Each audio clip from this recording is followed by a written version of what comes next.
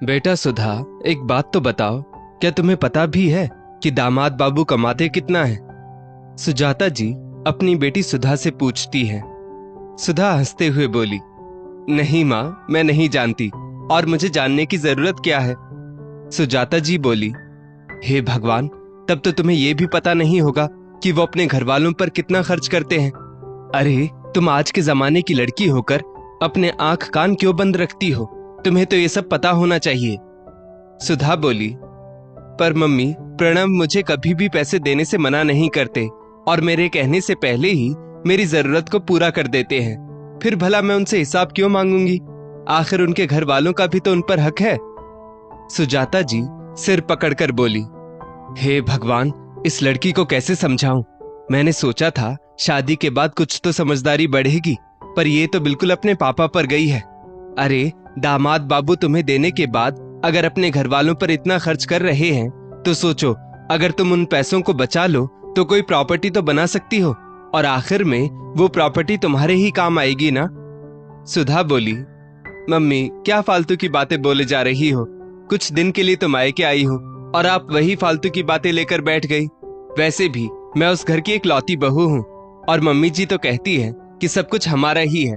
तो छोड़ो इन बातों को और चलो कहीं बाहर घूम कर आते हैं। बहुत दिन हो गए हैं आपके साथ कहीं बाहर गए हुए।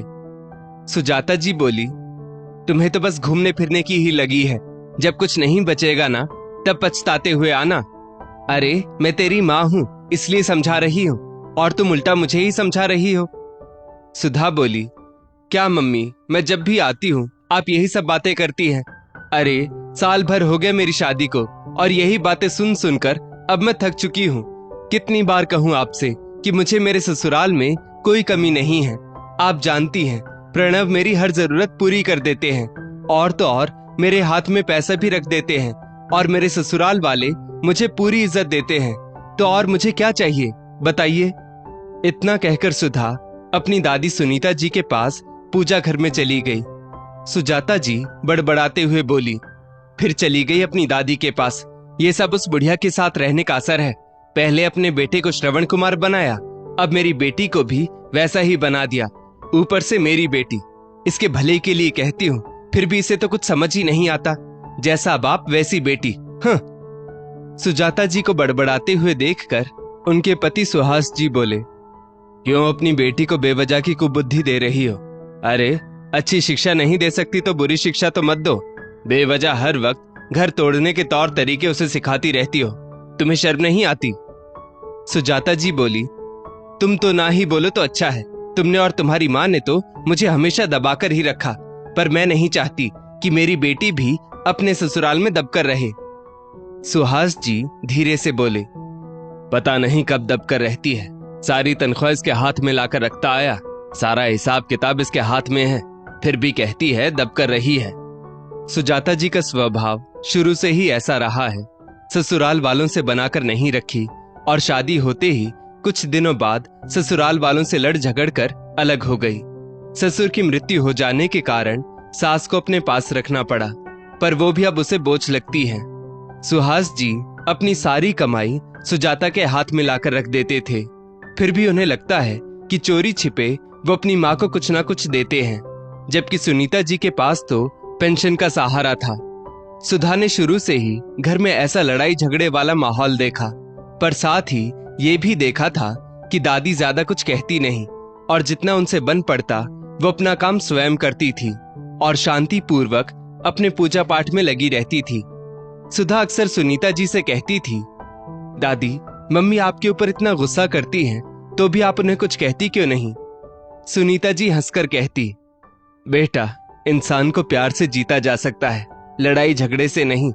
और हर घर में छोटी मोटी बातें होती ही रहती हैं, तो हमेशा कोशिश करना जिस घर में जाओगी उन्हें जोड़कर रखना, क्योंकि तोड़ना आसान है, जोड़ना मुश्किल। सुनीता जी सुधा को हमेशा अच्छी अच्छी बातें सिखाया करती थी। सुधा अपनी दादी के साथ ज्यादा वक्त बिताती थी, इसलिए एक रोज सुजाता जी सुहास जी से बोली, सुधा को देख रही हूँ, वो आपकी माँ के साथ कुछ ज्यादा ही वक्त बिताती है। मैं उनको बहुत अच्छे से जानती हूँ। वो मेरी बेटी को मेरे खिलाफ भड़का रही है ताकि वो मुझसे अलग हो जाए। सुहास जी बोले, ये सब तुम्हारे दिमाग का फितूर है।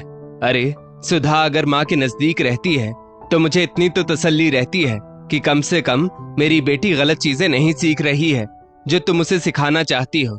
माँ तो बस उसे अच्छे संस्कार ही दे रही है ताकि आगे चलकर उसका घर बस सके। फिर तुम्हें इतनी मिर्ची क्यों लग रही है? सुजाता कितना भी हंगामा करती, सुहास जी उसे ज्यादा कुछ नहीं कहते थे।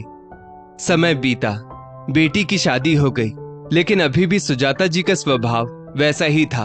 अब जब भी सुधा अपने मायके आती तो सुजाता जी उसे उसके ससुराल वालों के खिलाफ भड़काती रहती।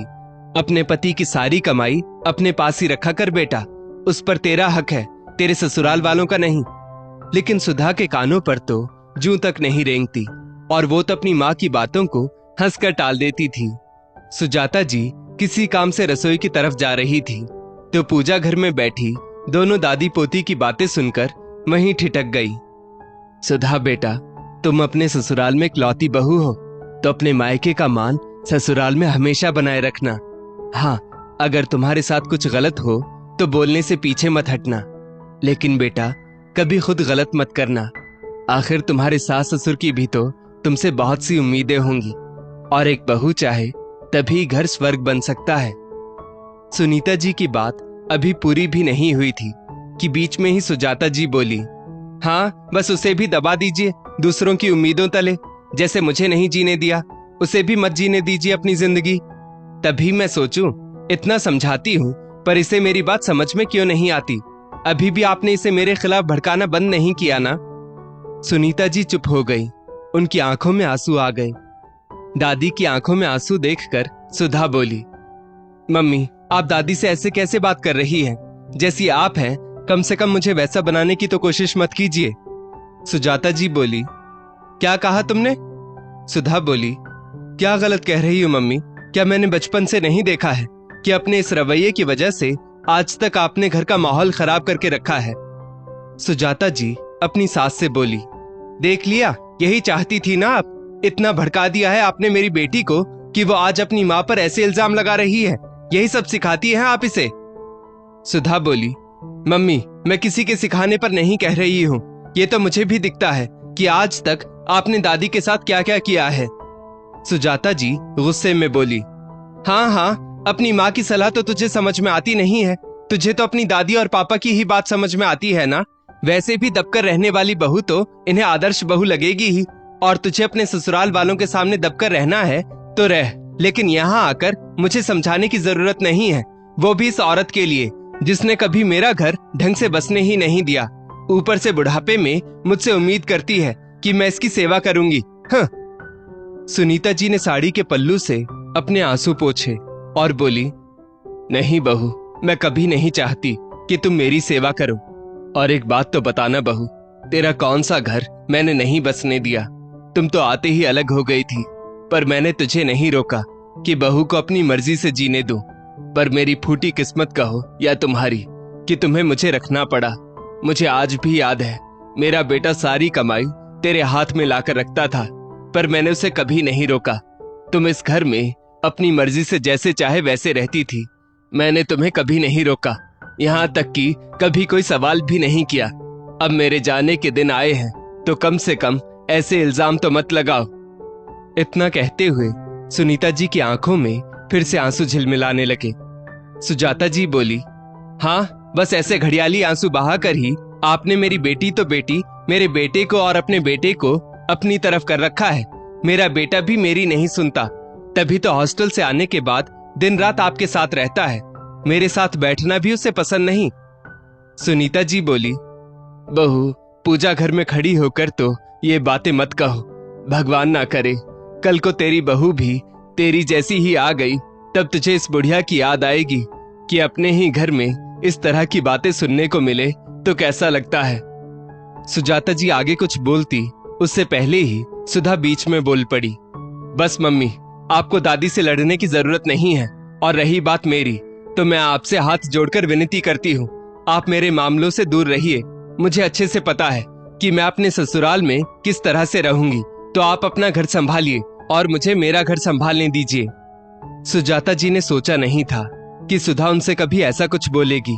उनकी आंखें भर आई तो सुधा ने उनका हाथ पकड़कर कहा, मम्मी, मैं मायके आई हूं अपने बचपन की यादों को जीने के लिए, पर आप अभी तक पुरानी यादों की कड़वाहट लिए बैठी हैं।